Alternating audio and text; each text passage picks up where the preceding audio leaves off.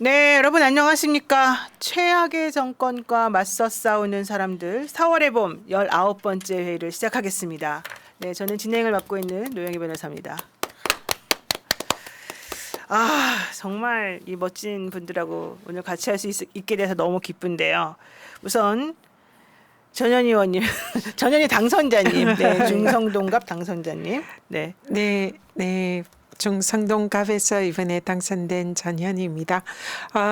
노영희 변호사님하고 꼭 함께 같이 들어가고 싶었는데 마음속으로 응원 많이 했는데 너무 아쉬워요. 제가 감사하고 미흡합니다. 당선된 것보다 그렇게 진짜 아쉽고 네. 아마 우리 새날의 시청자분들께서도 다 그렇게 응원하셨을 텐데 진짜 그 부분이 제가 오늘 뵙고 참 너무 아쉽게 생각하는데 어쨌든 그래도 우리 또 세 분의 우리 김현우 의원님, 최민희 의원님 함께 또 국회에 입성하게 돼서 굉장히 다행스럽게 생각을 하고 아마 우리 또 두 분의 의원님들께서 아마 큰 역할 해주실 거다 생각하고요. 기대를 많이 하고 있습니다. 저도 물론 열심히 하겠습니다. 반갑습니다.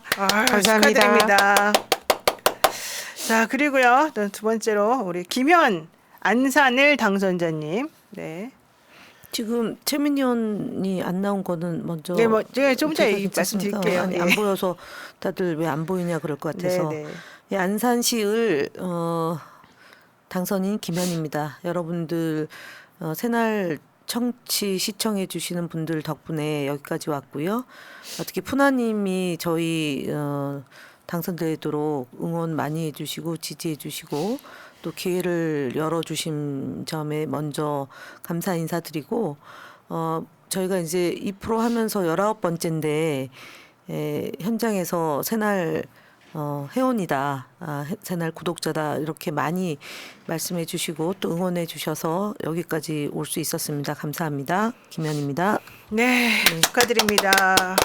새날 구독자다라는 분들 정말 많았어요. 그렇죠. 저도 네. 그래서 매주 새날 보고 있어요. 응원합니다. 이런 말씀 정말 많이 해주셨는데 여러분들 덕분에 당선된 것 같습니다. 그리고 푸나님과 우리 또 함께하시는 새날 가족분들 또 진심으로 감사드립니다. 그런 분들 만나면 막 기쁘고 마음이 포근해지고 그러죠. 자신감도 생기고. 그럼요. 네. 가족 만난 것 같죠. 그렇죠. 사실은. 네. 정말 기분이 좋으셨을 것 같고 안심이 됐을 것 같아요. 제가 봤을 때는.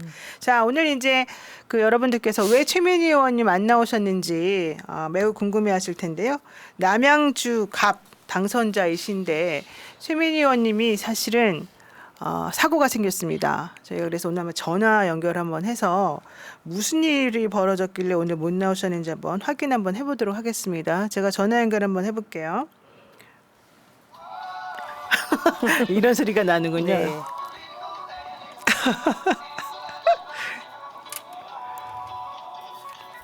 지금 이렇게 안 받으시네요.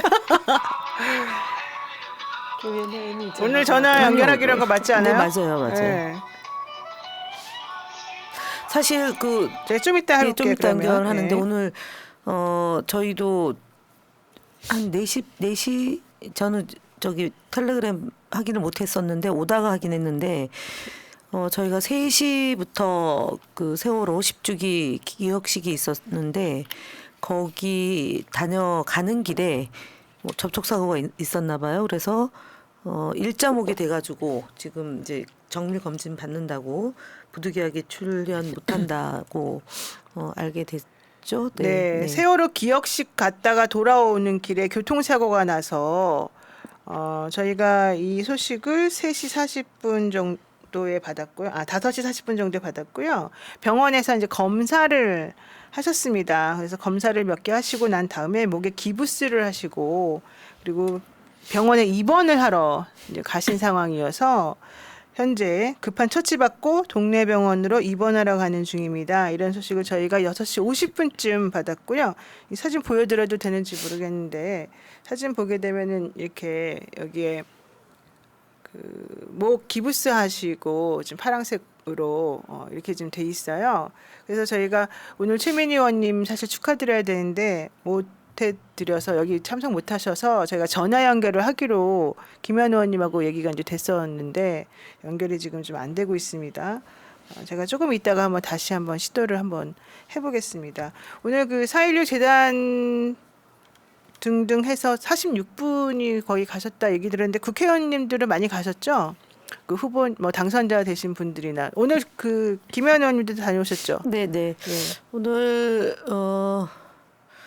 이제 대략 100여 분 정도 계셨던 것 같아요. 100여 분? 네, 떨어진 분들도 계시고 조국 혁신당에 이제 당선되신 분들도 왔고 저희 더불어민주당에 당선되신 분들도 왔는데요. 국민의힘에서도 가셨다고. 국민의힘은 윤재옥 원내대표 오시고 아. 불행하게도 우리 당대표님 원래 오려고 했었는데 또 재판 오늘도 일정이 재판이었어요? 잡혀서 오지 못했다는 얘기를 현장에서 들었는데 그 얘기를 들으면서 되게 이게 조정이 가능할 텐데도 불구하고 이렇게 중요한 당무도 당무고 어쨌든 4.16 10주기 기억식인데 당대표가 그런 것조차도 배려를 안 해주는 걸 보면서 아 이게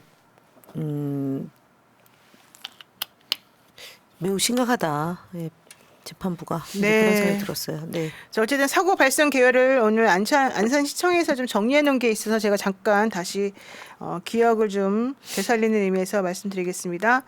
세월호 사고는요, 2014년 4월 16일 수요일 오전 8시 55분에 일어났고요. 사고 장소는 전남 진도군 조도면 병풍도 앞바다, 인천에서 제주도 가는 그 방향에서 일어났습니다. 사고 선박은 주식회사 청해진 해운 세월호였고요.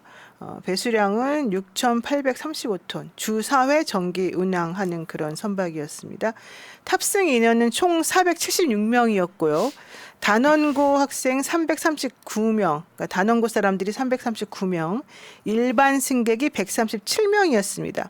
근데 여기에서 구조된 분이 172분, 그리고 실종자가 5분, 희생자가 299명이었습니다. 안산시 탑승 인원은 총 342명으로 알려져 있고요. 단원고 학생 325명, 그리고 교사 14분 해서 단원고 관계자만 339명이 탑승을 했었고요. 일반인이 3명이었습니다. 네, 참 10년이 벌써 지났다는 게 사실은 조금 벌써 10년이 지났네. 그랬는데 그동안 3번이나 진상규명하고 여러 가지 했음에도 불구하고 사실은 뭐가 밝혀졌는지 잘 모르겠을 정도로 이게 조금 이해가 안 가는 상황들이 많지 않습니까? 왜 그러는 겁니까? 도대체가 이 상황이 전 의원님. 사실 지금 10년 전에 정말 우리가 믿기지 않은 그런 현장을 저희들이 TV를 통해서 온 국민이 다 지켜봤잖아요. 그때 진짜 많은 분들이 눈물을 흘리면서 안타깝게 현장을 보고 그리고 거기에 대해서 이제 다시 이런 일이 생기지 말아야 된다. 그래서 진상 규명도 하고 그런 이제 재난에 대한 대비책도 세우고 또 문재인 정부에서 사회적 참사 특조위도 만들어서 거기에 대해서 이제 그 피해자들 그리고 유가족들에 대한 여러 가지 대책 그런 것도 다 세웠습니다. 근데 실제로 그 내용이 지금 이행이 전혀 안 되고 있어요. 근데 오늘 그 국민의힘 이제 원내대표도 현장에 왔고 대통령도 어쨌든 짤막하지만 거기에 대해서 뭔가 이제 안타깝다는 그런 그 발표를 했잖아요. 입장 발표를. 그러면 그게 진정성이 있고 진심이라면 그 특조위를 만들어서 거기에 나온 여러 가지 뭐 대책이나 뭐 유가족들에 대한 여러 가지 뭐 보상이나 이런 문제를 실행에 옮겨야 되는데 지금 전혀 이행이 되지 않고 있거든요. 네, 그래서 그 부분에 관해서 특조위의 근고 사항을 조속히 윤석열 정부는 이행을 해야 된다.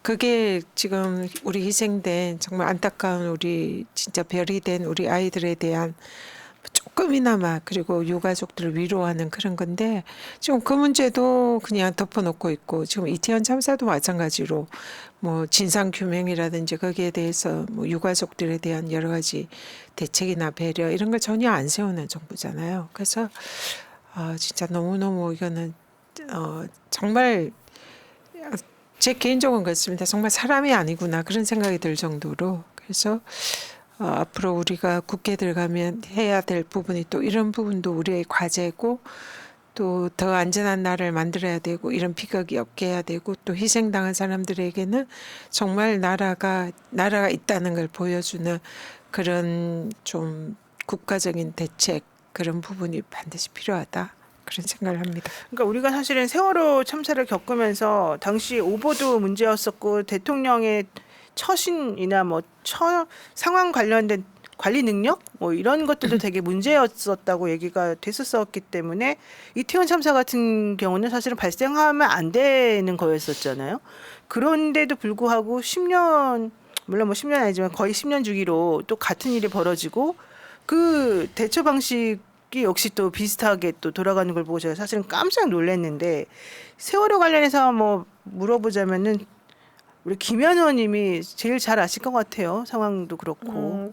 최민희 의원이 전화 왔는데 어떻게 연결할까요? 일단 전화 먼저 연결 받아보죠. 예. 여보세요?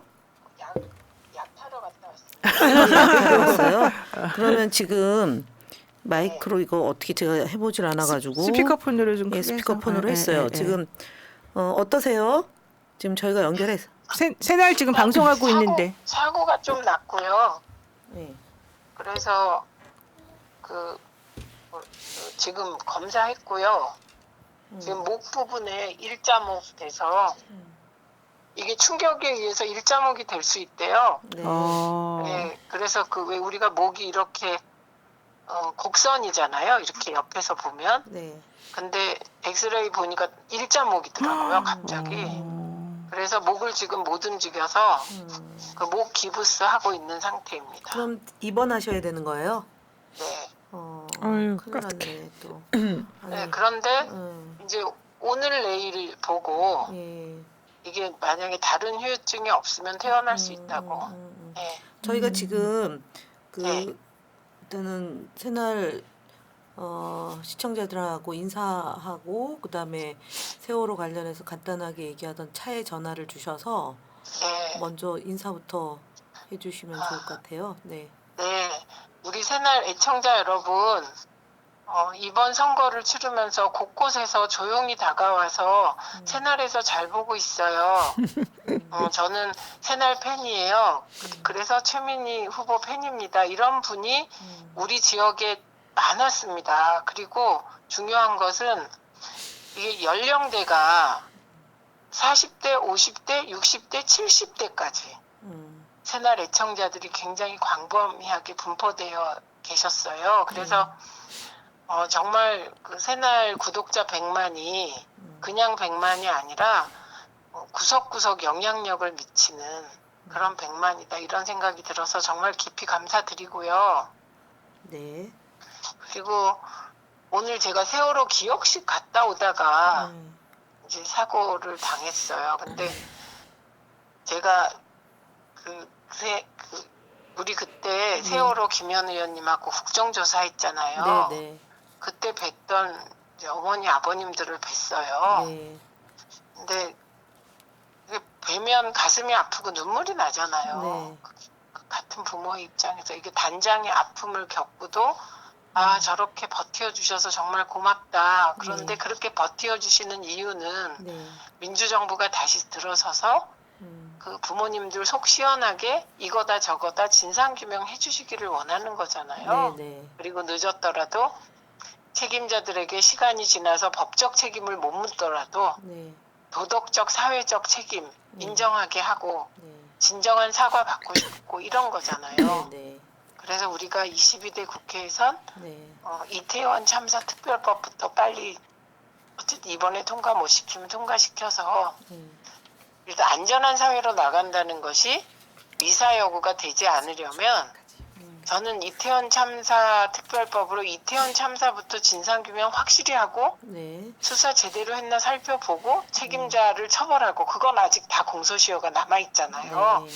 그렇게 하는 것이 첫걸음이라고 생각합니다. 네. 우리 노영희 진행자가 진행해 주시죠. 네, 어쨌든 당선 축하드리고요. 네. 사실은 기억식 다녀오시면서 거기에서 지금 그 많은 분들이 같이 애도하고 이제 그러셨을 거 아니겠습니까? 네. 네, 좀 어떤 분위기였나요? 그냥 차분하고 그러면서 기본 침울한 그런 분위기였어요. 네. 그리고 부모님들이 우리 처음에 뵀을 때 국정조사 할 때보다는 그래도 얼굴은 아주 조금 나아진 상태셨지만 그 아픔이 어디로 가겠습니까? 네, 맞습니다. 저는 막 너무 죄송하고 버텨주시는 게 감사했습니다. 네. 저기 쉬세요. 우리 이제 진행할게요. 목소리도 죄송합니다. 다음 주에 뵙는 걸로. 아니 네, 연결 다음 주에 봬요. 연결된 김에 당선 그 앞으로 이제 의정 활동 어떻게 할 것인지 그것만 간단하게 좀 제가 여쭤볼게요. 김현 의원 있잖아요. 우리는 과방위에 가기를 희망합니다. 그리고 어, 과방위에서 책임 있는 역할을 맡고 싶습니다. 그래서 방송 장악만은 확실하게 우리가 그 진상 파헤치고 그리고 책임 물을 거 묻고 그리고 이따 김현 의원이 얘기하시겠지만 현재 방통위에 대해서도 따끔하게 책임 묻고 그렇게 해야 되지 않을까요? 네. 네. 알겠습니다. 감사합니다. 몸조리 네. 잘하세요. 네, 고맙습니다. 링거 맞고 좀 쉬세요. 네. 네. 얼른 캐치하세요. 전현희 예. 의원이었어요. 네. 네, 끊을게요. 네. 야, 근데 진짜 이 세월호 문제는 그거 이제 아까 질문한 거를 이제 제가 답을 좀 하면 네. 사실은 2014년도에 앞서 얘기했던 것처럼 8시 55분에 진도 앞바다에서 세월호가 침몰하고 있다는 일보가 뜨고 그리고 침몰하는 데까지는 1시간 반 정도 소요돼서 완전 침몰했는데 전원 구조했다라고 해서 이제 그 단원고 체육관에 모여 있던 부모님이 황망히 이제 진도로 내려가면서 이제 상황이 정말 최악의 경우로 치달았다. 그러 와중에 2015년도에 여튼 특별법이 통과돼서 지금 이제 생명안전공원 부지에 생명안전공원을 건립한다까지 이제 포함이 됐는데 그 뒤에 문재인 정부 들어서서 대통령께서 이제 가족들과의 한 약속이 참 안 지켜졌어요. 안 지켜진 게 하나가 일단 있고 무슨 약속을 했었었죠? 생명안전공원을 만든다. 만들어서 그 이제 기억하고 기록한다. 이제 이게 이제 안산 시민들의 희생 그리고 이제 그 세월호 유가족들과 희생된 희생자와 유가족을 추모하는 것도 무엇보다 중요하잖아요.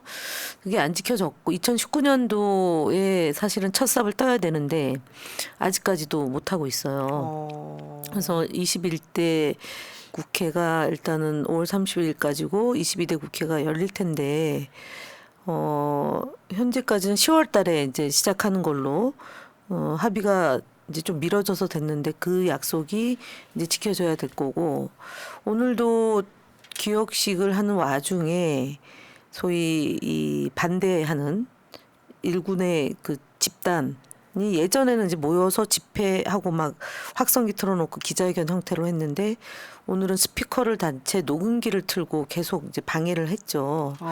이제 그런 일들이 이제 매년 기억식 할 때마다 있는데 그걸 어떻게 제도 개선을 해야 될지도 오늘 고민 중에 하나였어요.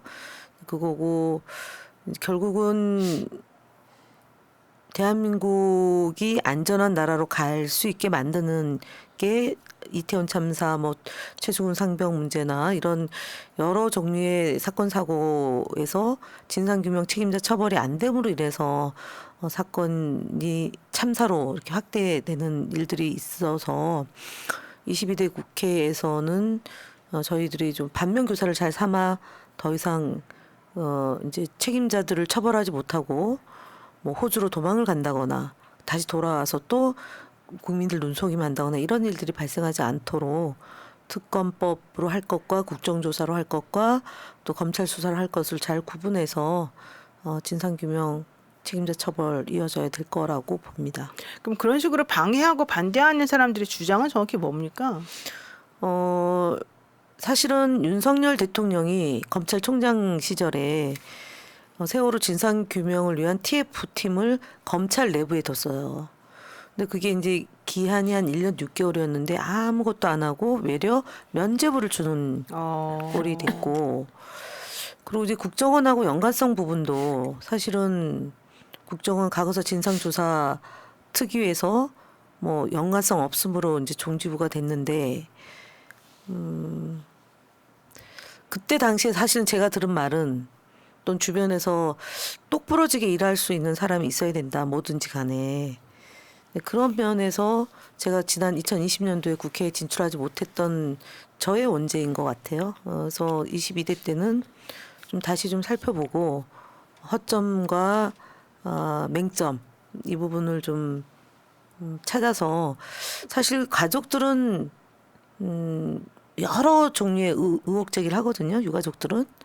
그럼 매듭을 지어야 되는데 그게 이제 충돌을 하는 지점이 생겨서 매듭을 짓지 못하는 게 있어요. 동의를 못하고 의혹에 대한 과학적 규명에 대해서도 여러 이제 해설들이 있어서. 그러니까 왜 침몰했느냐부터 시작해서 예, 왜 못 구했느냐. 네, 그러니까 못 구한 거는 이유가 분명하죠. 그건 못 구한 이유는 분명한데, 이제 왜 침몰했는지에 대해서도 이견이 존재하고 왜 출발했는지에 대한 이견도 존재하는 거죠. 그런 부분에 대해서는 하나하나 좀 이렇게 정리하는 게, 그래서 이제 사참위 활동이 이제 지금은 중단이 됐고, 그다음에 이제 그 유가족들에 대한 배부상 문제도 여전히 남아 있고, 그다음에 이제 치유 과정도 아직 남아 있어요. 이런 부분들이 이제 법으로 일몰되는 것도 있고 또 계속해야 되는 것도 있고, 그래서 이제 지금 박주민 의원이 담당을 하고 있는데, 네. 여기가 이제 안산의 국회의원들이 다 이제 이번에 교체가 되면서 새롭게 좀 만들어서 접근을 해야 될 것 같아요. 의원님 하셔야 될 것 같습니다. 네, 저도 열심히 도와드리겠습니다. 네, 네. 자, 어쨌든 국민의힘 의원들도 사실은 여기에 대해서 조금 책임을 조금 느껴야 되지 않나 생각이 조금 드는데, 앞으로 좀 활동 잘 하시기를 네네. 바라겠고요. 네, 오늘 세월호 얘기는 여기까지 지금 하겠습니다. 근데 어쨌든 뭐 오늘 얘기 나온 거는, 다시 찾은 그 바다는 엄마 아빠가 아직도 세월호에서 헤어나지 못하고 있다라고 하는 그런 얘기들로 이제 여러 가지 보도도 나오고 그랬는데, 정말 여러분들이 이제 입장을 바꿔놓고 만약에 생각을 해보면 사실은 이 일이 남의 일이 아니다. 우리가 안전한 대한민국에 살면서 이렇게까지 보호를 못 받을 수밖에 없는가. 사고가 난 다음에도 이렇게까지 정말 허무하게 구조를 못 받을 수 있는가. 이런 것들이 여러 가지 측면에서 좀 많이 안타까운 그런 상황이었던 것 같습니다. 네, 오늘 이제 여기까지 그 세월호 관련된 얘기 좀 하도록 하고요. 우선 당선하셨으니까 두 분께 여쭤볼게요. 그 당선하기까지 선거운동 하시면서 정말 우리 많은 에피소드들도 있었을 것 같고 많이 힘드셨을 것 같긴 한데, 좀 기억나는 거나 선거운동 기간 중에 가장 힘들었다던가 뭐 이런 얘기 있을까요? 저 같은 경우는 늦게 전략 공천을 받았잖아요. 그렇죠. 거의 이제 한 달여 앞두고 공천을 받아서, 사실은 이제 낯선 동네잖아요. 제 아는 분들도 거의 없고, 그런데 가서 그 앞에 계셨던 분이 또 이제 공천에서 배제가 되면서 그 임실장을 또 따르고 지지하던 분들이 대부분 이제 성동갑의 그 공조직들, 뭐 의원들, 뭐 또 당원들, 이 조직이 사실 이제 재선거 운동을 도와야 되는데 이분들이 마음이 안 열리는 거죠. 그리고 임 실장님도 뭐 여러 가지 이제 또 굉장히 안 좋은 상황에서 마음을 열어주지 않고, 그러니까 갔어도 선거 운동을 할 수가 없는 거예요.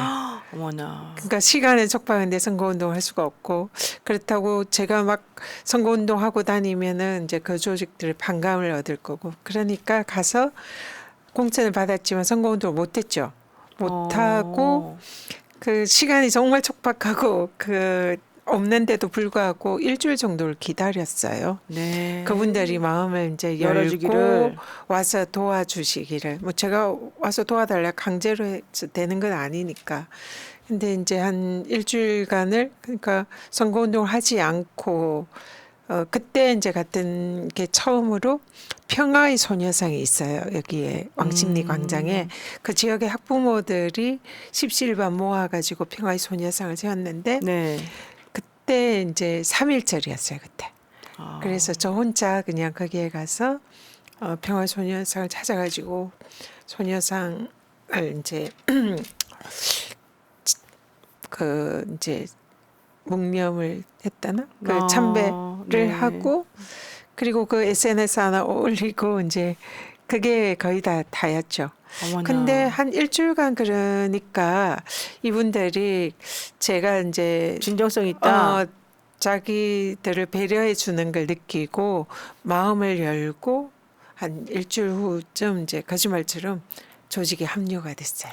합류가 돼서 그래서 선거운동을 본격적으로 시작했는데 정말 시간이 촉박하고 이 사람들 마음을 모아가지고 이제 완전히 선거운동을 이제 본격적으로 해야 되니까 그 기다렸던 일주일간이 굉장히 저한테 힘든 기간이었는데 나중에 이제 이 당원들이나 이제 이 분들이 말씀하시기를 그때 제가 기다려줘서 자기들의 마음을 열고 합류를 할 수 있었다. 안 그러고 제가 오자마자 막 선거운동하고 막 그렇게 했으면 자기들이 아마 안 왔을 거다.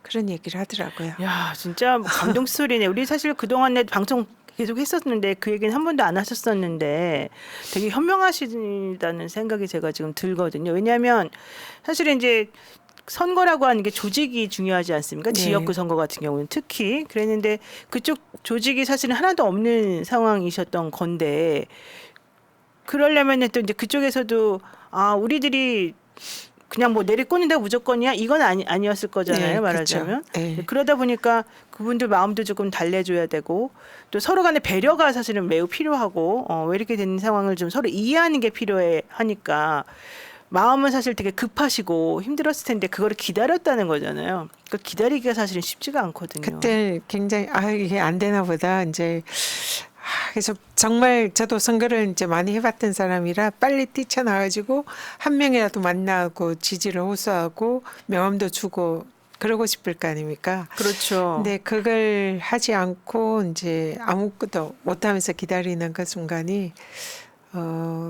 굉장히 많이 힘들었죠. 그리고 이제 안 되나 보다 그런 생각도 자포자기한 생각도 좀 있었고, 근데 결과적으로 저도 교훈을 얻었는데 급하다고 해서 빨리 가면 오히려 일을 그르칠 수 있고 뭔가 좀 한 템포 늦더라도 정도를 그러면 결과가 좋을 수도 있다. 이런 교훈을 이번에 저도 얻었습니다. 이야, 많은 분들이 우리 전현 의원님 정말 훌륭하다 이렇게 또 응원을 지금 막 댓글로 해주시고 계시는데 대단하십니다. 어쨌든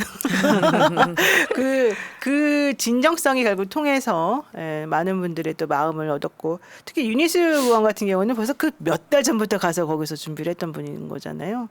근데 저희는 처음에 좀 힘들까 그랬는데 또 여론조사는 또 좋게 나오길래 별로 뭐 안 힘든가 보다 그러고서 말았는데 그게 아니었던 것 같습니다. 이번에 중구 성동구가 국회의원 선거 개표 결과 전현 의원은 52.61%를 얻어서 1등으로 당선이 되셨습니다. 자, 그러면은 우리 김현 의원님도 얼마나 힘들었을지. 저는 지역구 획정이 2월 29일 날 됐잖아요. 국회 너무 늦었어. 본회의장. 제일 늦었었죠. 그렇죠. 그러면서 화성은 이제 한계가 더 늘기 때문에 그러니까 늦은 거고 저는 이제 주는 건데 12월 1일경 아마 그 지역구 조정안이 이제 당에 그 보고가 되고 선관위에서 이제 발표가 됐는데 사실 제가 원래 활동하던 지역이 단원갑이었어요. 2020년도에 출마했고 방통위 3년 동안 이제 물론 대외 활동은 하지 못했고 정치 활동이 금지되어 있었기 때문에 뭐 지역구를 돌아다닌다거나 아니면 당원 배가 운동을 한다거나 기존의 당원들과 뭐 접촉한다거나 아예 할 수가 없었던 거는 차치하더라. 그래도 살고 있는 지역이 단원갑이기 때문에 그 지역으로 이제 준비를 했는데 제가 사무실을 김남국 의원이 불출마 선언을 하고 그러니까 단원을에 있는 일부 지역과 단원갑의 일부 지역이 병이 될 거라고 생각하고 활동을 했는데 그게 을로 편제가 된 거죠. 그러니까 단원을의 일부 지역과 상록을의 일부 지역이 합쳐져서 안산시 을이 되고 안산시. 그다음에 전해철 의원 지역이 갑 그리고 고영인 의원 지역이 병. 그래서 그때 이제 지역구를 어떻게 선택할 건지를 가지고 굉장히 한 혼자서 이제 물론 이제 뭐 여론조사도 데이터를 이제 비공식적으로 제가 여론조사를 의뢰해서 그건 공개하지 못하는 거죠. 언론사랑 한 게 아니기 때문에. 그렇게 로 데이터를 보면서도 지역을 어떻게 정할지를 고민했던 기간이 대략 한 45일가량 됐어요. 이야. 그러고 나서 확정을 하고 지역을 확정을 하고 선거운동을 그런데 이제 옆 동네는 또 갈 수가 없는 거예요. 상록구 을은. 그러면 제가 제한되어 있는 단원구 을에 있는 세계동, 그러니까 호수동, 중앙동, 고잔동에서만 선거운동을 했던 거고 근데 또 경선은 상록구 을 단원 갑을 세 개 지역에 또 경선을 이제 시민 경선을 또 했잖아요. 3월 13, 14 그리고 이제 1차에서 안 되고 이제 결선 투표까지 가는 그래서 3월 16, 17일 날 최종적으로 후보가 됐고 그리고 28일 일주일 남겨놓고 이제 선거운동 하면서 본선에 들어간 건데 사실은 경선이 본선이다라고 얘기를 했기 때문에 이제 경선까지 가는 데에 걸린 시간이 대략 한 3개월인데 그때 별로 관심들을 안 가져주더라고요. 다들 이제 뭐 우리 여기 나와서 방송할 때도 최민희 의원도 조응천 의원이 탈당하고 3인 경선 되니까 이제 본인도 뒤늦게 선거운동 한 거고 전현 의원도 또 비슷한 처지고 저도 그래서 이게 동병상련인데 제각각이 조건인데 어쨌든 살아는 남아야 되고 그게 가장 그러니까 선거구 획정 문제가 더디되면서 뭐 하여간 매서운 칼바람 맞으면서 선거운동하는 것도 힘들었지만 그게 제일 힘들었던 것 같아요. 근데 진짜 씩씩했어요. 그래도 김현 의원은 그때 보면은 아주 새벽부터 나가가지고 막 인사하고 정말 많은 분들하고 정말 여기저기 모든 분들을 다 접촉해서 하시면서 저희는 너무 깜짝 놀랄 정도로 정말 씩씩하게 잘하셨는데 어쨌든 안산시을 국회의원 선거 개표 결과 56.21%로 1등으로 당선이 되셔서 정말 축하드리고요. 사실은 좀 섭섭했던 게 있었나 봐요, 우리한테.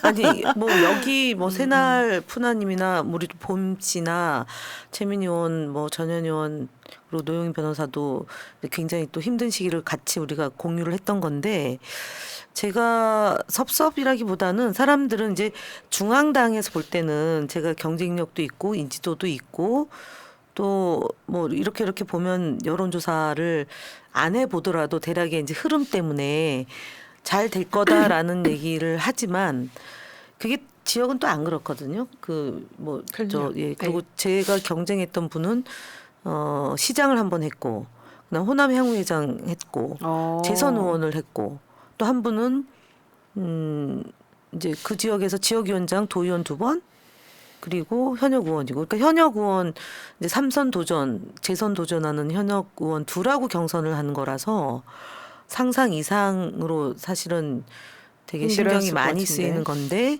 근데 이제 안 힘들 거다 그렇게 자꾸 얘기를 하니까 물론 그 힘이 됐긴 했어요. 그런데 내용적으로는 그런 게 아닌데 그러면은 조금 이렇게 뭔가 방법을 강구해서 도움을 줄 법도 한데 다들 바쁘고 힘드니까 그렇잖아요. 그리고 우리 왜 후원의 계좌 열어놓고도 후원금 안 들어온다고.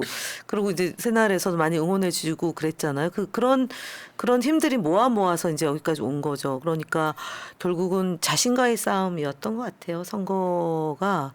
그래서 노영희 변호사님한테도 기회가 분명히 올 텐데 그 자신과의 싸움에서 이기는 게 제일 중요한 것. 이었다. 그러니까 우리는 사실은 김현 의원이 워낙 씩씩하니까 그리고 당연히 될 줄 알고 그러니까 그 당연이라는 건 없어.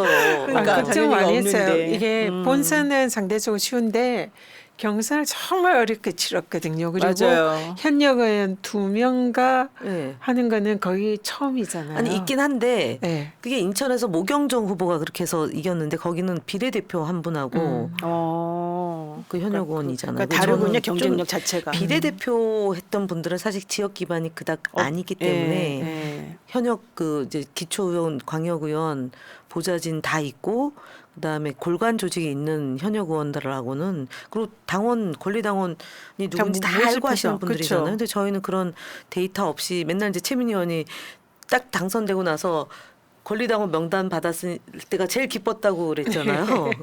그런 정도로 이게 사실은 간극이 굉장히 넓은 거예요. 근데 그래도 저희는 인지도가 어느 정도 있는 상황에서 도전해서 하는 거지. 근데 여기 경선 없이 했고 최민희 의원도 경선을 한 번 경선이고 저는 두 번 하셨죠. 경선이니까. 네, 경선을 진짜 어렵게 하셨어요. 두 번 그래서 경선이었죠. 그때 어쨌든 최민희 의원님이랑 저랑 공개적으로 지지 선언도 그러니까, 해드렸잖아요. 예. 저도 그래서 막 네. 했어요. 근데 뭐 별 도움은 안 됐겠지만 어쨌든 아니 도움 됐어요. 그래요? 도움 됐어요?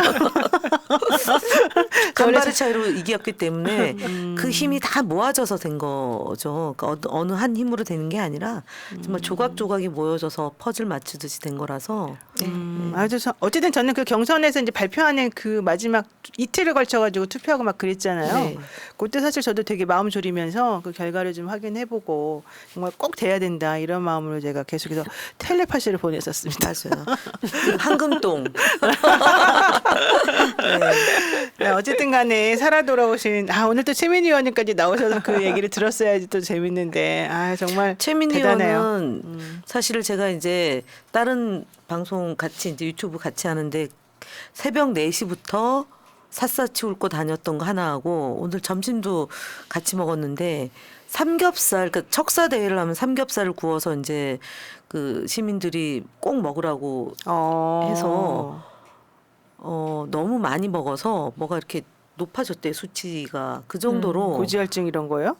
그거는 제가 체지방 수치가 높아졌다고 그러던데요. 그래서 삼겹살만 보면 지금 삼겹살 다음부터는 못 먹는다고 할 정도로 소화를 못 시킬 정도로 이제 워낙에 하루에 6-7군데를 다녀야 되니까 저보고 그런 거 없었냐 그래서 저희는 그렇게 그 농사 직접 짓는 지역은 없어서 예, 덜 먹었어요. 저는 근데 그 얘기까지 오늘 했어요.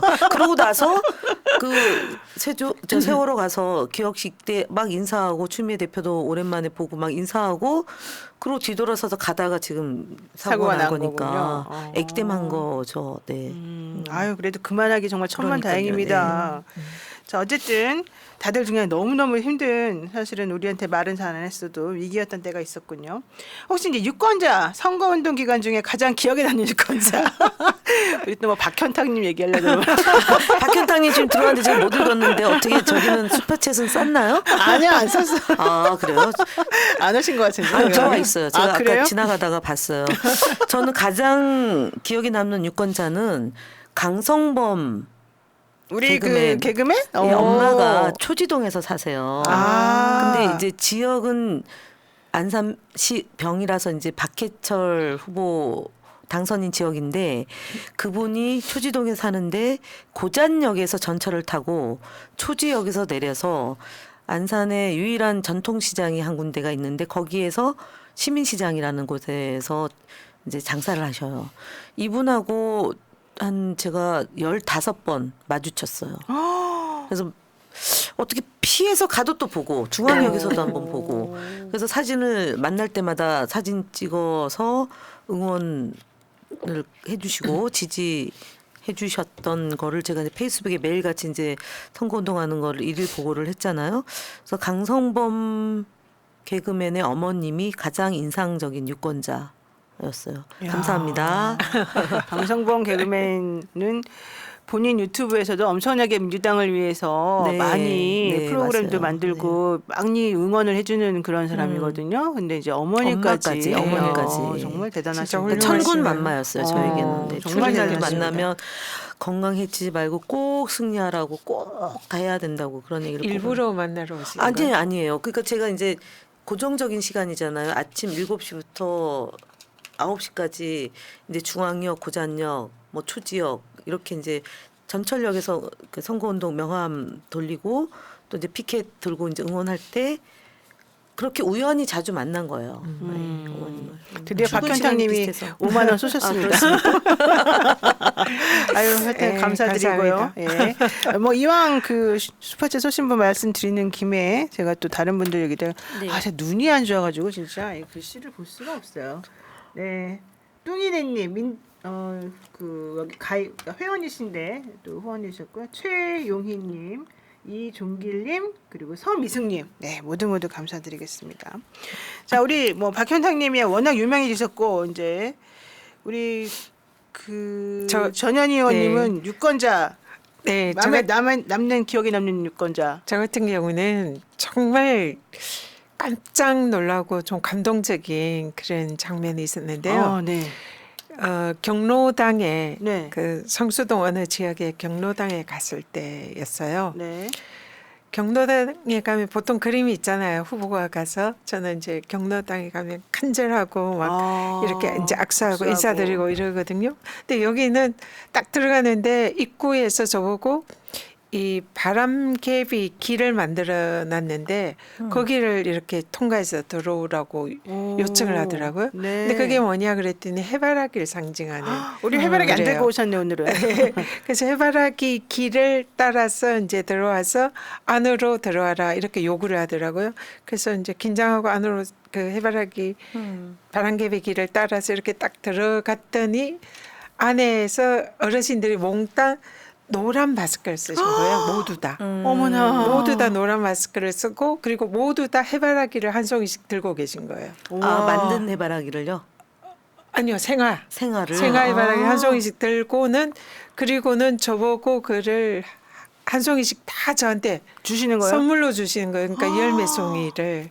어머나. 그러면서 이제 단체 사진을 찍고 그 왜 마스크를 썼냐 했더니 네. 노란 거는 이제 제가 하는 해바라기 그걸 상징하는 거고 마스크를 쓰고 사진을 찍는 거는 자기 당신 우리 이제 어머니들의 초상권 걱정하지 말고 마음껏 홍보에 사용해라 이 목적으로 마스크를 쓰셨다는 거예요. 와 진짜 대단하시네요. 네, 그렇게 해가지고 제가 그냥 완전 감동을 먹어가지고 그러면서 이제 이렇게 하는 거는 무조건 그 반드시 이겨달라 승리를 해달라 그래서 그런 일을 하도록 우리가 대신 응원해 주니까 꼭 이겨야 된다 그런 말씀을 해주셔가지고 완전히 감동 먹었어요. 세상에 아니 어떻게 그런 일이 벌어질 수가 그러니까 있는 거죠? 이게 경로당에서 있었던 네. 일이에요. 할머니 할아버지들께서 그래서 야 정말 깜짝 놀라고 감동 먹었고 또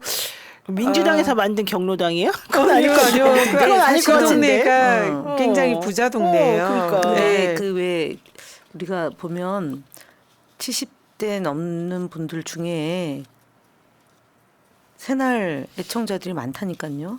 시청자들이. 아, 그래요? 네. 그분들이 새날 애청자였다는 거예요?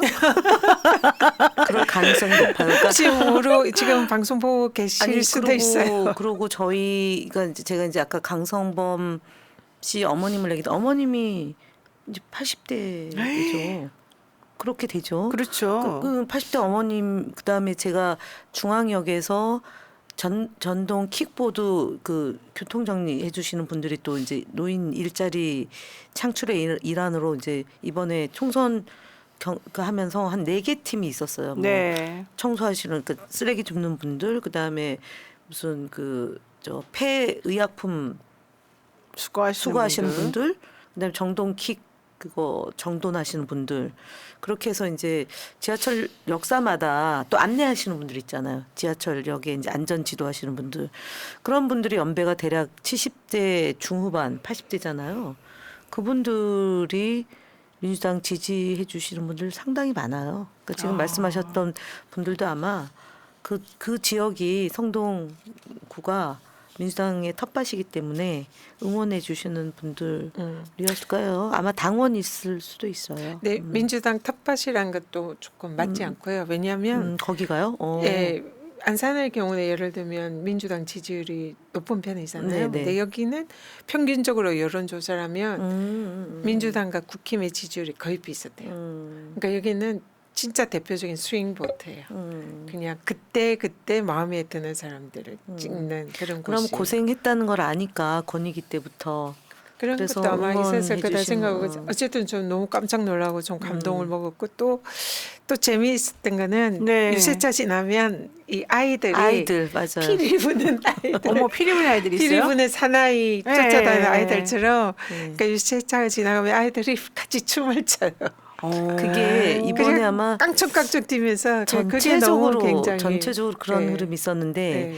이제 그 친구들이 엄마 아빠가 밥 먹으면 식사하면서 뭐 누구를 찍을 거야, 어느 정당이 누가 나왔어 이런 얘기를 대화를 할 거거든요. 네. 이제 초중학생 애들이 거의 초등학교 지나가면 거의 깡총깡총 뛰죠. 네, 맞아요. 그리고 어떤 특정 지역에 가서 이제 유세차 세워놓고 유세를 하면 율동 같이 따라하고 저희 1번 찍을 거 엄마 아빠가 1번 지지하는 얘기하고 또 이제 인증샷 찍고 그래서 이번에 특이한 현상 중에 하나가 엄마 아빠들의 영향을 받은 초중학생들이 서동요를 부른 거예요. 서동요요? 그 서동요 옛날에 임금님 네, 네. 그 이제 서동요처럼 노래를 부르면서 지지하는 그 서동요가 그 지역에서 네. 예, 아이들이 노래 부르는 부르면서 거잖아요. 이렇게 소문을 퍼뜨리는 거. 이번 선거가 하여튼 초등학교 이렇게 지나가면 운동장에서 뛰어놀던 아들이 다 다 나오죠. 뛰어나와가지고 같이 춤추면서 팔짝팔짝 뛰면서 기호 1번 뭐 민주당 전현희 뭐 이런 식으로 아이들이 네. 와. 그리고 저보고는 와가지고 뭘 달라는 거예요. 네. 뭘 그랬더니 카드 있잖아요. 카드. 명함. 달라는 거지. 영암.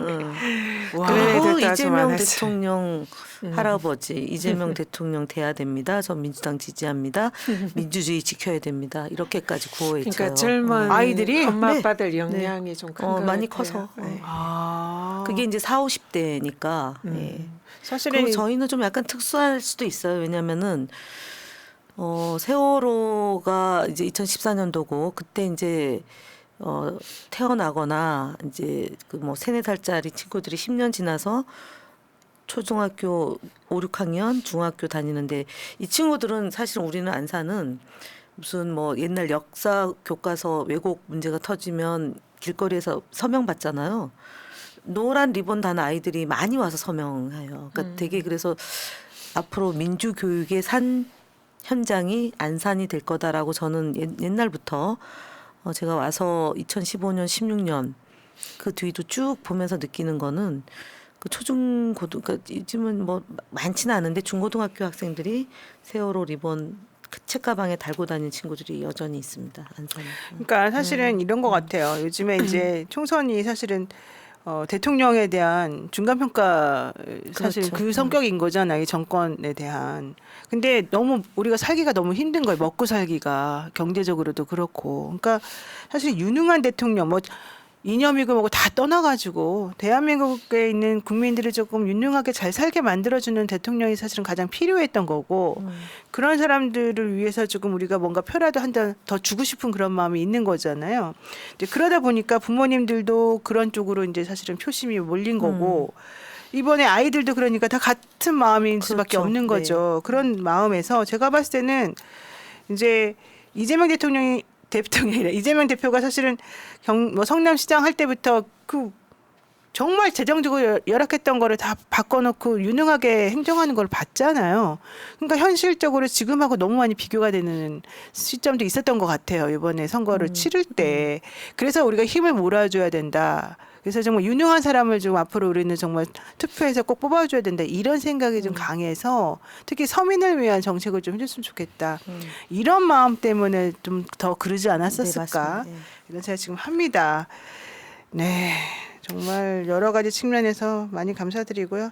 김유스티나님, 아유 고맙습니다. 이분이 그냥 또 우리를 위해서 이렇게 빨간 색깔로 좋은 후원해 주셨습니다. 너무 감사드리고요. 자, 아까 이제 국회 들어가면 가장 먼저 하고 싶은 일이 뭐냐 이제 이런 것도 좀 질문에 있는데 아까 과방위 들어가셔가지고 이 언론 탄압에 대한 문제를 좀 해결하고 싶다고 말씀 아까 사실은 최민희 의원님도 하셨고 전현 의원님은 어디? 저는 그 권력기관 개혁 음. 이 부분을 좀 중점적으로 하고 싶어요. 왜냐하면 지금 이번 윤석열 정권 들어서 검찰, 뭐 감사원 또 제가 위원장을 했던 권익위 소위 말하는 이 권력기관들이 사실상 대통령의 정권의 행동대장 뭐 진짜 하수인처럼 그렇게 일을 하고 국민들을 탄압하고 야권을 탄압하고 그 공정성, 객관성, 뭐 중립성, 독립성을 잃고 그런 식으로 전락을 했잖아요. 그래서 이 부분에 대해서는 국민들이 뭐 윤석열 정권에 대한 많은 심판의 의지 있지만 이 권력기관에 대한 개혁의 열망 이것도 굉장히 크다고 생각하고 더구나 저 같은 경우는 피해자잖아요. 그리고 직접 그것을 목격하고 그 불이한 무도함을 목격한 당사자라 제가 사실 총선에 다시 출마를 해야겠다, 정치를 다시 해야겠다 생각한 것도 그게 이제 중요 원인이고, 그래서 이번에 국회에 들어가면 그런 일을 제가 직접 겪었기 때문에 누구보다 잘할 수 있을 것 같아요. 네, 그래서 그런 좀 가장 먼저 하고 싶은 일이 권력기관 개혁입니다. 아, 근데 권력기관 개혁이라는 게 사실 말이 쉽지 그게 어떻게 해야지 되는 건지 조금 복잡할 수도 있을 것 같아요. 그러니까 거기에 대해서 저는 이제 사실 고민도 많이 했고 준비도 네. 많이 했고 물론 이제 입법을 해야 되는 경우도 있고 또 실질적으로 뭔가 견제나 거기에 대해서 뭔가 강한 이 비판의 목소리를 내는 이런 것도 있을 수 있고 네. 또 무엇보다도 그 실제로 국정감사 기간 동안에 좀 활동하실 수 있겠죠. 그런 것도 예. 있고 그다음에 법률적으로 그들이 잘못하는 것을 찾아내서 거기에 대해서 뭔가 책임을 지게 만드는 그 부분은 제가 좀 가장 잘할 수 있는 부분이 아닐까. 네, 그런 정말 생각을 기대가 됩니다. 예. 그 우리 김현 의원님은 뭐 워낙 뭐 방통위도 차관도 하셨으니까 한데 어떻게 하실 겁니까? 일단은 이제 각 방송사마다 현안이 있는 거를 먼저 정리를 좀 해야 될 것 같아요. KBS는 TV 수신료 문제가 있고 MBC는 이제 8월이면 박문진 이사장 임기가 만료되기 때문에 그 문제를 좀 제동을 걸어야 될 필요가 있고요. 그다음에 이제 EBS 이사장 지금 해임 건이 있고 네. YTN은 YTN 지금 민영화 이제 때문에. 민영화 가면서 그것을 편법, 불법, 탈법에 대한 문제가 있고 방심위는 부위원장을 임명하지 않은 상태에서 지금 졸속 처리를 해서 MBC 과징금 뭐 3천만 원 때리고 막 이런 것들, 그다음에 이제 방송사에 대한 입틀막, 지금 카톨릭 방송에 대해서도 평화 방송에 대해서 지금 그렇게 지속적으로 탄압하고 있는 이런 그러니까 문제, 진짜 그다음에 TBS 웃겨요. 문제가 예. 있고 그래서 종합해 보면 방통위원장이 지금 이제 부위원장이 차관급이고 대통령이 임명한 두 명이서 계속 중요한 의사 결정을 하고 있는데 이게 방통위 설치법의 정신에 부합하지 않는 거고, 첫 번째는. 두 번째는 불법 행위에 대한 심판이 좀 있어야 될 것 같아요. 네. 그래서 이제 탄핵 문제를 좀 다시 이제 거론해야 될 시점이 도래하는 것 같고, 그리고 이제 법 개정의 문제는 직무대행이 이제 위원장의 직무대행의 경우에 탄핵의 대상이 아닌데 직무대행까지도 좀 확대할 필요성이 있고, 그다음에 이제 정족수의 문제, 그다음에 방심위의 독립성을 강화시키는 문제 등 해가지고 직전에 제가 방통위원으로 했기 때문에 저희가 그러니까 소위 민주정부 때 방통위의 운영과 검찰 독재 정부에서의 방통위 운영이 완전 하늘과 땅 차이로 바뀐 것이 있어서 제도적으로 좀 보완해야 될 점을 가장 빨리 좀 손을 대야 되지 않을까 싶어요. 네. 지금 거기에 지금 사실상 방통위나 방심이나 이 사실상 합의제 기관들인데 위원들을 임명하지 않고 그러니까 독임제로 하고 있는 거죠. 예, 그러니까 굉장히 편법적으로 그렇죠. 운영을 하고 있잖아요. 근데 그게 대통령이 그 위원들을 임명을 하지 않아서 않고, 발생하는 일이라 이 부분에 대해서는 저는 직권남용 내지 직무유기 뭐 이런 부분으로 뭔가 법적 조치도 필요하지 않나. 법적 조치를 그런, 해도 네. 검찰이 조사를 안 하고 있기 그러니까 때문에 그걸 하기 위해서는 권력기관 예, 개혁 이 부분이 동시에 그렇죠. 가야 되는 맞아요. 거죠. 네. 그래서 그런 부분에 대해서 분명히 제동을 걸어야 되고, 그리고 뭐 사실은 박문진 또 구성이 이제 조만간 되잖아요. 그렇습니다. 그러면은 지금 그래도 그나마 좀 공정한 언론인 그 MBC 거기에 대해서 박문진이 이제 완전히 만약에 구조 개편이 돼서 개편이 되면 MBC에 대한 장악, 그러면은 사실상 거의 이 공영방송이나 이런 데 대해서 정권이 장악하고 그야말로 언론이 기울여진 운동장으로 될 수 있어서 이 부분에 대해서는 이제 물론 두 분 의원님이 뭐 가방위에 가셔서 역할을 하시겠지만 이건 민주당에서 정말 전체적으로 이거는 같이 좀 싸워줘야 될 그런 문제인 것 정말 같아요. 선방신문위원회 굉장히 심각한 것 같습니다. 네. 뭐 지금 모든 보도 프로그램에 대해서 말도 안 되는 이유로 막 징계 때리는 거 이거는 그거는 좀 이제 해결 좀 해주세요. 그거는 재판으로 가면 이제 방송사가 다 유리한데 이기죠. 제가 봤을 근데 때는. 자기 검열하게 되고 그다음에 그렇죠. 우리가 왜 복면가왕 구주기 때 네. 그 불허한 거 어이없는 일이. 이런 일이 어이없는 일이 벌어지는데 하여튼 잘 싸워서 알겠습니다. 예, 국민의 편에서 해야죠. 네. 자, 이제 짧게 오늘 대통령이 담화도 아니죠. 국무회의 때 이제 얘기를 했습니다. 나는 잘했는데 니네들이 왜 나를 인정 안 해준지 모르겠다. 이게 이제 핵심인 것 같아요. 네. 여기에 대해서 좀 총평을 좀 들어보고요. 예, 좀 앞으로 그렇죠. 상황 좀 그러니까 보겠습니다. 형식과 내용이 다 틀린 거죠. 네. 이렇게 그러니까 집권 여당이 이렇게 대패한 총선은 처음 있는 일이거든요. 1988년도 직선제 이후에 10번의 총선이 있었는데 그러면 대국민 담화문의 형식을 빈 그러니까 사과를 해야 되는 거죠. 그런데 국무회의에서 발언했던 얘기는 국무위원들에게 당부의 말씀, 나의 통치 방향을 제시하는 거기 때문에 형식과 내용이 다 틀렸다. 두 번째는 포퓰리즘이라고 얘기하면서 우회적으로 야당 대표의 공약을 비난한 거죠. 세 번째로는 자기의 잘못에 대한 스스로 반성이 없고 소통해야 된다. 뭐 국회와 소통하고 더 잘 설명하라. 이런 식으로 그러니까 짐이 곧 왕이고 했던 그 2년의 심판을 대략 집권 한 1년 차에 발표할 만한 신년 담화문 정도의 내용이었다. 그래서 여전히 변화할 생각은 없고 본인이 위대하다. 내가 곧 이제 이 나라의 통치자다라는 것을 다시 한번 보여줬기 때문에 어쨌든 22대 국회에서 이러저러한 저희가 이채양명주 정권이고 이틀막 정권이어서 바로 잡아야 된다라고 했던 것을 다시 한번 확인시켜준 계기였다고 봅니다. 그래서 네.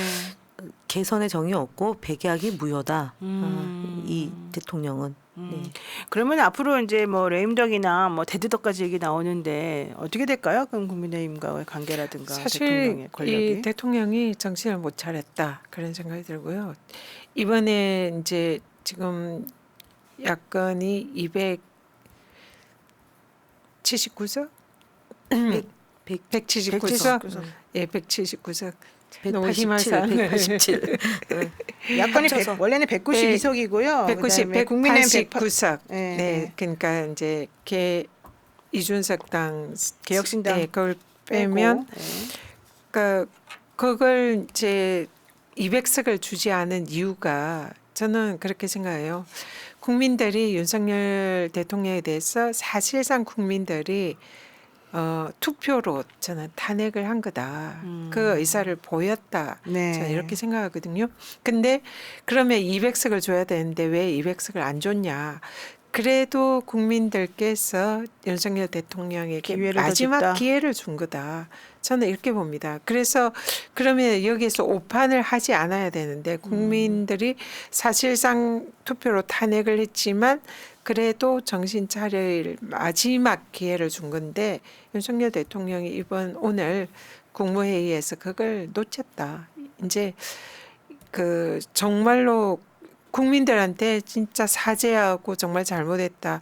앞으로 국정 기조를 바꾸겠다. 야당과 대화하겠다. 이 모든 것에 대해서 새로 바꾸겠다. 거듭나겠다 네. 하면서 국민들한테 용서를 구하는 그런 겸손한 마음으로 그렇게 가야 되는데 사실은 내용을 보면은 그런 게 전혀 없죠. 그리고 자기는 잘못 없고 뭐 오히려 이제 뭔가 다른 사람들 잘못했고 그리고 야당과 대화도 나는 할 생각이 없고 그 장관들 가서 의원들 뭐 야당이랑 소통해라라고 지시하는 여전히 제왕적 대통령의 그런 모습을 가지고 있어서 네. 이 국민들이 이번에 총선에 표시한 그 민의를 정말 오판하고 거기에 거슬려는 그런 행동을 했다. 그래서 좀 앞으로 바뀌지는 않을 것 같다. 그리고 야당과도 소통하지 않을 것 같고 이재명 대표도 만나지 않을 것 같다 이런 생각이 들었습니다. 그래서 이러면은 사실은 국민들의 이 정권 심판 윤석열 대통령에 대한 사실상 탄핵의 의사를 표명한 이 부분에 대해서 국민들의 분노를 저는 더 불러일으킬 거다 생각을 합니다. 그리고 그런 게 앞으로는 좀 윤석열 대통령에 대해서 좀 더 거세게 그 심판의 열기가 갈 것이고 우리가 이제 국회에 들어가면 그런 역할을 사실상 해야 될 것 같다 그런 생각을 합니다. 네. 지금 김유스티나 님이 또 10만 원을 보내주시면서 이번에도 안 보여주면 탈당입니다 이러셨는데 이건 이제 민주당 보고 좀 제대로 좀 싸워달라 뭐 이제 이런 취지로 얘기를 하시는 네, 것 네. 같아요. 네, 민주당 앞으로 싸움 잘하겠죠? 이번에는 정말 그 개혁적인 네. 그런 투사형 당선인들이 많이 들어갔기 때문에 저는 달라질 거다 봅니다. 그래요. 네. 그러니까 민주당은 달라지는데 대통령은 안 달라지고 국민의힘은 어떻게 되겠습니까? 국민의힘도 사실은 제가 볼 때는 지금은 대통령의 눈치 캐비넷 때문에 좀 두려움에 떨고 있는 분들도 많이 있고 그리고 이제 그 6개월 안에 선거법 위반의 소지가 있는 의원들에 대한 기소 뭐 이런 것들 때문에 몸살이는 것도 있겠지만 워낙에 수도권 민심이 흉흉하고 그리고 이제 그 최상병 특검법 처리가 이제 본회의에서 5월 달 안에 상정이 돼서 만약 거부권을 행사가 된다면 그때는 좀 그 국민의힘도 대통령에 대한 직접적인 그 탈당 요구 이런 것들이 생기고 레임덕이 보다 가속화돼서 저는 오늘 그 국무회의에서 한 발언을 보면서 매를 벌고 있다. 해초리를 들어서 심판을 받았는데 그 심판은 온데간데 없이 민생 주장을 하는데 자화자찬이 여전하다. 그러면은 네. 시계를 거꾸로 돌아가는 거고 국민은 앞서가는데 그럼 이제 남은 거는 이제 퇴진, 네. 투쟁이 더 가속화될 거라고 보여집니다. 임성진 님이 진짜 열심히 해주세요. 괜히 찍어준 게 아닙니다. 이렇게 말씀하셨고요. 박경호 님 분노가 폭발합니다. 민주당 못하면 촛불이 하겠습니다. 막 이제 이런 얘기를 하셨는데 그러니까 진짜 이번에는 국민들이 사실 지난번에 180석이나 줬는데 뭐 했냐 이런 얘기를 하면서도 결국은 또 다시 찍어주는 거잖아요. 저는 그게 참 대단한 의미가 있다고 생각하고 정말 여러분들 이제 당선되셨으니까 국회 들어가셔서 열심히 좀 해주시기를 바라겠습니다. 그리고 좀 경제 좀 살려주십시오. 네. 저는 사실 경제가 제일 걱정스러워요. 지금 오늘 환율 1,400원 넘었잖아요. 이게 97년도 이후에 정말 최악의 위기라는 얘기들이 사실 많아서 어떻게 될지 정말 걱정스러워요. 지금 변호사들이 사건 같은 거를 이제 보게 되면은 이게 지금 경제가 어떻게 돌아가는지를 아는데 요즘 너무 힘듭니다. 솔직히 말해가지고. 자, 그 마지막으로 국민의힘 뭐 대통령은 사실 이재명 대표도 안 만나고 조국 대표도 안 만나고 안 만날 것 같다. 뭐 이제 이런 얘기들 하셨는데 비대위원장이나 전당대회 이제 이렇게 하면서 국민의힘 뭔가 좀 바뀔 거잖아요. 비대위원장 혹시 누구 될 거다 뭐 이런 얘기 혹시 생각해 보셨어요? 아니요. 결국은 용산에 하수일이 또 될 텐데. 그럴까요? 용산에 하시게 그럼요. 될까요? 네. 대통령이 저렇게 바뀌지 않고 상황 인식을 못하고 있기 때문에 여전히 국힘을 장악하려고 할 거고 대통령의 수족처럼 움직이는 그런 인사를 비대위원장으로 또다시 앉힐 가능성이 높을 근데 거다. 그거를 국민의힘 의원들이 지금 일단 공식적으로 막 반발하는 예를 들면 최수근 상병 특검 해야 된다는 얘기를 노골적으로 하는 사람들도 있는 상황인데 대통령이 그렇게 딱 얘기한다고 이게 먹힐까요? 캐비넷이 있잖아요. 그래요? 그 캐비넷이 특수검사들이 있기 때문에 아직도 유용해요? 예, 아직까지는 집권 2년 차밖에 안 되고 저는 그 힘이 작동되고 있다고 보여져서 이번 5월 30일까지는 그 힘이 미친다. 그러면 비대위원장은 그 5월 30일 이전에 만들어지는 거잖아요. 그럼 당연히 용산의 버튼에 움직이는 누군가가 되겠죠. 그래요? 그러면은 비서실장이랑 총리는 지금 누구를 생각하세요, 혹시? 뭐 계속 원희룡 장관 얘기만 나오는데 사실 그분은 이제 안 한다 그랬고. 네. 원희룡 오늘 기사를 보니까 원희룡 장관은 대통령실에서 정무수석을 제의를 해서 무슨 그건 안 한다. 장관하고 이렇게 몇 거절했다. 선인데 이렇게 정무수석을. 놔두고요. 그러니까 아니 원래 비서실장 하겠다고 시키려고 했는데 원희룡 장관 스스로와 그다음에 참모들이 절대 하면 안 된다 해가지고 안 갔다는 그거는 얘기도 사실은 있고요. 그냥 야당하고 한번 해보자.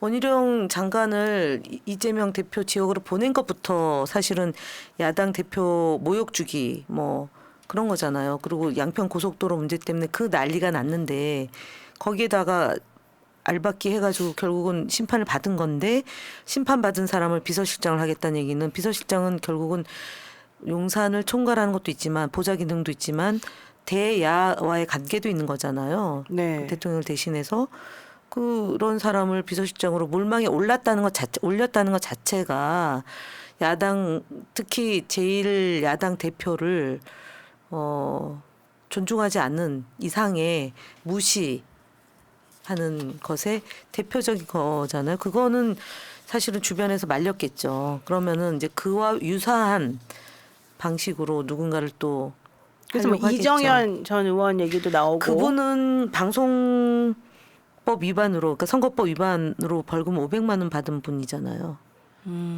그러면은 방송 장악을 하겠다는 시그널로 봐야죠. 그래요. 네. 못할 겁니다. 만약 지금 대통령이 지금 국민들이 보내는 이 심판의 이 의사를 지금 이제 계속 오독하고 그러면은 사실 이제 제가 틀림없이 국민들이 심판을 할 거다. 아까 말씀하셨지만 국회의원들이 네. 못하면 야당이 못하면 촛불이 할 거다. 네. 그런 게 국민들의 심정일 것 같아요. 그래서 지금 이런 위기를 대통령이 조금이라도 벗어날 그런 의사가 있고 국민들의 그런 의사에 좀 뭔가 길을 기울인다면 새로운 이제 임명하는 비서실장이나 총리나 이런 후보들은 대통령에게 쓴소리할 수 있는 사람. 대통령이 하는 여러 가지 뭐 그런 통치 행위에 대해서 제동을 걸 수 있는 사람. 그런 사람. 그러니까 자기한테 편하거나 자기 말대로 지시에 따를 그런 뭐 이른바 친윤이나 그런 사람들이 아니라 그 반대쪽에 있는 사람들을 임명을 해야 네. 이게 대통령에게도 좀 바뀌는구나 하는 이런 신호가 갈 것이지 지금처럼 하마평에 오르는 그런 사람들이 만약에 그 자리에 가게 된다면 이거는 국민과 한번 싸워보자는 거죠. 네. 자, 어쨌든 뭐 총리도 그렇고 사실은 선택지가 이렇게 많지는 않아 보여서 힘듭니다. 총리는 어쨌든 야당에서 이걸 오케이를 해줘야 되는 부분이 있기 때문에 그래서 대통령실이 지금 많이 힘들어 한다는 소리도 좀 들었습니다만은 정말로 민의를 좀 받아들이고 이번에는 좀 우리들이 무엇을 원하는지 좀 생각하셔가지고 현명한 판단을 해주시기를 바라겠습니다. 네, 오늘 여기까지 해서 4월의 봄 정말 이 정권과 맞서서 싸우려는 이분들 살아 돌아오신 이 세 분의 전사들 다시 한번 축하드리고요. 예, 앞으로 얼마나 이 활동을 정말 멋지게 적극적으로 전투력 있게 하실지 너무 기대가 많이 됩니다. 네, 자, 우리 지금 이 방송을 원래 총선까지 하기로 했던 걸로 제가 알고 있었는데 5월 30일 이 회기 마치는 때까지 하시는 건가요? 계속 합니다. 계속 할까요? 네. 네, 여러분들 우리 세 명의 여전사들이 또 어떻게 활동하실지 앞으로 어떤 것들에 대해서 어떻게 또 목소리를 낼지 한번 기대 많이 해주시고요. 오늘은 여기까지 또 이야기 한번 맞춰봐야 되겠습니다. 오늘 시청해주신 여러분들 많이 감사드리고요. 네, 두 분도 인사하고 우리도 다음 주에 뵙겠습니다. 고맙습니다. 네, 수고하셨습니다. 감사합니다. 다음 주에 뵙겠습니다. 민주주의 평화 통일 다 죽어간다 이대로는 놔둘 수 없다 자 다시 한번 해보는 거야 자 다시 한번 싸우는 거야 자 손 맞잡고 어깨를 걸고 우리 함께 이기는 거야 자 다시 한번 해보는 거야 자 다시 한번 싸우는 거야 자 손 맞잡고 어깨를 걸고 우리 함께 이기는 거야 자 다시 한번 해보는 거야 자 다시 한번 손 맞잡고 어깨를 걸고 우리 함께 이기는 거야. 자, 다시 한번 해보는 거야. 자, 다시 한번 싸우